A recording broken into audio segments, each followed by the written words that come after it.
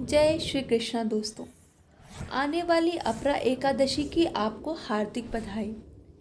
इस बार जेठ मास के कृष्ण पक्ष में अपरा एकादशी पड़ रही है 23 मई 2025 दिन शुक्रवार को। तो आइए अपरा एकादशी के व्रत के कथा का श्रवण करते हैं। जय श्री कृष्णा दोस्तों।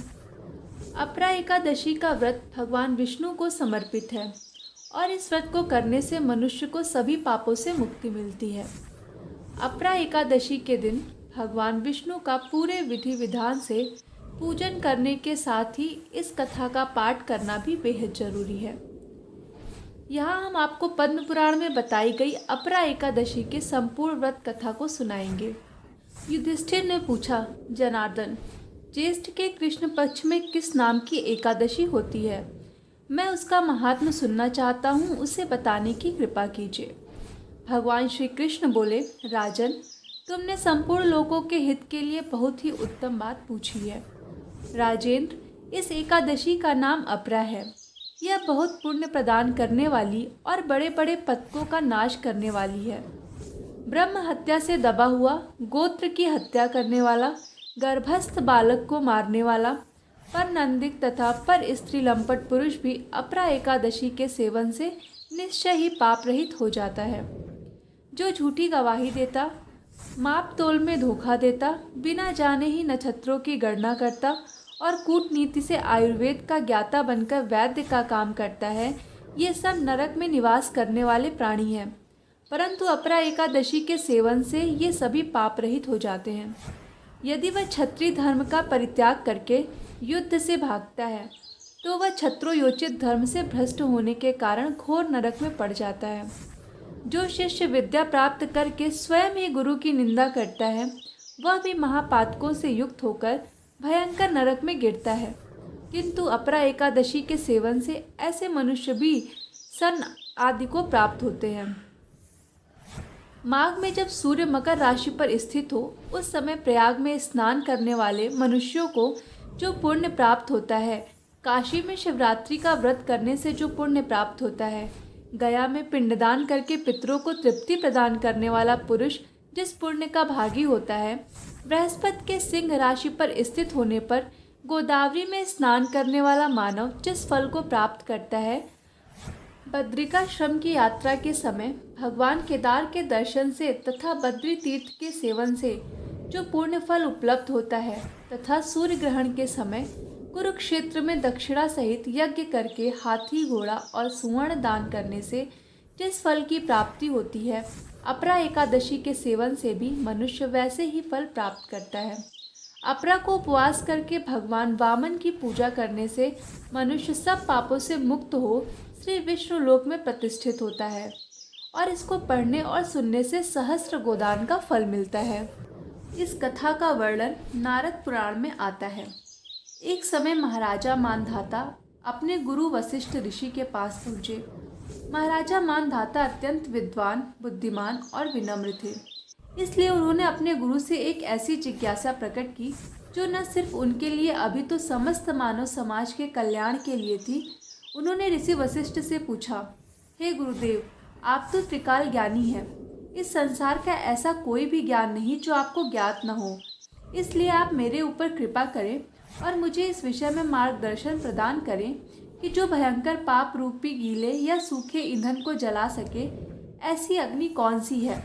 अज्ञात रूप से किए गए पाप को शुष्क और जानबूझकर किए गए पाप को आर्द्र कहा गया है, चाहे वो भूत, भविष्य या वर्तमान किसी का भी क्यों न हो। लेकिन उसे नष्ट करने के उपाय क्या हैं? कृपया इस विषय में मेरी जिज्ञासा को संतुष्ट करें। गुरुदेव राजा मानधाता का यह आत्म जिज्ञासा युक्त प्रश्न सुनकर ऋषि वशिष्ठ अत्यंत प्रसन्न हुए।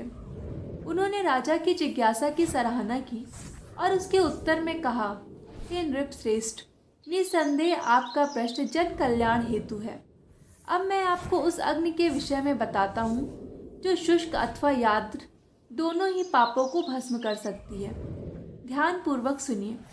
जो व्यक्ति भगवान विष्णु के दिन आने पर अर्थात एकादशी के दिन पर अपनी इंद्रियों को वश में करके भगवान मधुसूदन की पूजा आराधना करता है, वह अपने समस्त पापों को धोकर बहा देता है। एकादशी नामक अग्नि से पाप रूपी ईंधन अगर 100 वर्षों से भी अधिक समय से संचित हो तो भी शीघ्र ही भस्म हो जाता है। सहस्त्राश्वमेध और सैकड़ों राजसु यज्ञ भी एकादशी की 16वीं कला के बराबर भी नहीं है। एकादशी इंद्रियों में जो पाप किए जाते हैं वे सभी एकादशी व्रत करने से नष्ट हो जाते हैं। अगर कोई व्यक्ति अनजाने में भी एकादशी का व्रत कर लेता है तो उसे यमराज के दर्शन नहीं करने पड़ते। एकादशी व्रत से अधिक पवित्र ना तो गंगा है, ना काशी और ना पुष्कर, ना कुरुक्षेत्र और ना ही यमुना। और चंद्रभागा एकादशी का नियम पूर्वक पालन करके उस रात्रि में जागरण करने से व्यक्ति सभी पापों से मुक्त होकर भगवान विष्णु के धाम को प्राप्त करता है। इतना ही नहीं, जो व्यक्ति एकादशी का पालन करता है वह अपने मातृकुल, पितृकुल और पत्नीकुल की 10-10 पीढ़ियों का उद्धार कर देता है। जो मनुष्य आदर पूर्वक इस महान व्रत का पालन करता है उसे दोबारा माता के गर्भ में प्रवेश नहीं करना पड़ता। इसलिए हे राजन, आपके प्रश्न का एकमात्र उत्तर यह है कि हर प्रकार के शुष्क या आर्द्र पाप को जलाने वाली एकमात्र अग्नि एकादशी तिथि है और इसमें कोई संशय नहीं है। इसका निष्ठापूर्वक कठोरता से पालन करो और अपनी प्रजा को भी इसके महात्म्य के विषय में बताओ।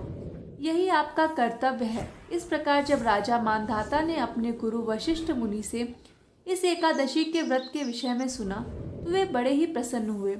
अपने गुरु के प्रति उन्होंने कृतज्ञता व्यक्त की और विनम्र भाव से उन्हें प्रणाम अर्पित किया। तत्पश्चात राजा अपने राज्य में वापस आ गए। अपने राज्य में आकर उन्होंने उस एकादशी महात्म्य का प्रचार किया और वर्ष में आने वाली सभी एकादशी तिथियों का नियम और निष्ठापूर्वक पालन किया। अपने संपूर्ण जीवन काल में इस महान एकादशी का पालन करने के कारण राजा मानधाता ने अपने जीवन के अंत में परम आध्यात्मिक जगत वैकुंठ लोक को प्राप्त किया। तो ऐसे ही मंगलकारी है यह अपरा एकादशी। प्रत्येक मनुष्य का कर्तव्य है कि हमारी वैदिक धरोहर को संजोकर रखने वाले इस महान और पुण्य व्रतों का पालन करे और अपनी आध्यात्मिक प्रगति करे। सनातन शिक्षाओं को प्रसारित करना यह भी महापुण्य का कार्य है। अगर आपको ये वीडियो पसंद आया हो तो प्लीज़ लाइक, शेयर और सब्सक्राइब ज़रूर करें। जय श्री कृष्णा दोस्तों।